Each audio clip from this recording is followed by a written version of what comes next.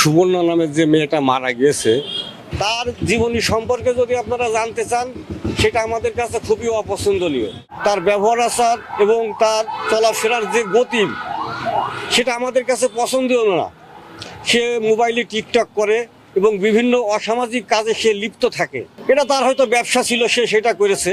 কিন্তু সে যখন আমাদের এই স্থানীয় গোরস্থানের কোনো অংশীদার না, সেক্ষেত্রে তাদেরকে আমরা কিভাবে এখানে তাকে জানাজা করতে বা এখানে আমরা গোরস্থানে মাটি দেওয়ার জন্য এটা আমরা আদেশ করতে পারি?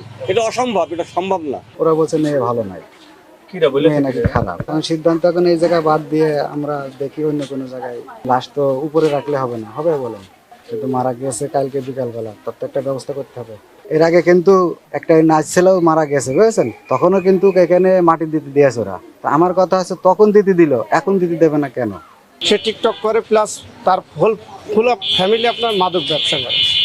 তাদেরকে যদি আমরা সমাজের লোক বলতে চাই, তারা শহরের মস্তান নিয়ে এসে আমাদের মারতে দেয়, বিভিন্ন রকম হুমকি ধমকি দেয়। সেজন্য আমাদের সমাজ, আমাদের এলাকায় আমাদের মাটি দিতে দেবে। সবই তো মাটি হচ্ছে। এখন কমিটিদের কাছে বোধহয় এলো টাকা, এই যে জমি কিনছে, এখানে তো দলকদের তার সরকারি গোরস্থান নেই, এখানে নিজে গোরস্থান নতুন করে সব কেনাকাটা হচ্ছে, বুঝেছো? সব বাড়ি বুঝছে, সবার কাছ থেকে টাকা নিয়েছে, তুলেছে। যারা এখন নতুন, যারা টাকা দিইনি, তাদের কাছ থেকে লাশ যেদিন মরছে টাকা নিয়েছে, নিয়ে তারপর ফের হইলো সে মাটি দিচ্ছে।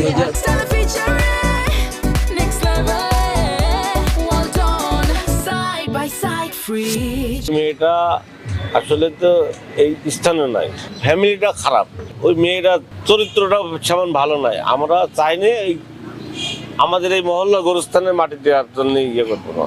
তার স্বামীর বাড়ি আছে, তার আর একটা বাপের বাড়ি আছে এই ওই পাড়ায়, ওখানে দিক, সমস্যা নেই।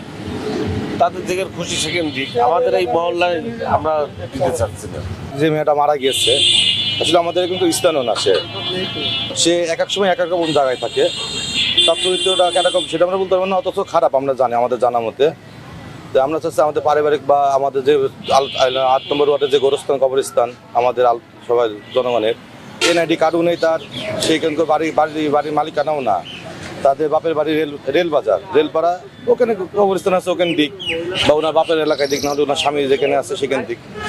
আমরা চাচ্ছি, আমাদের এলাকাবাসী চাচ্ছে যে তার লাশ যেখানে দাপন না হোক।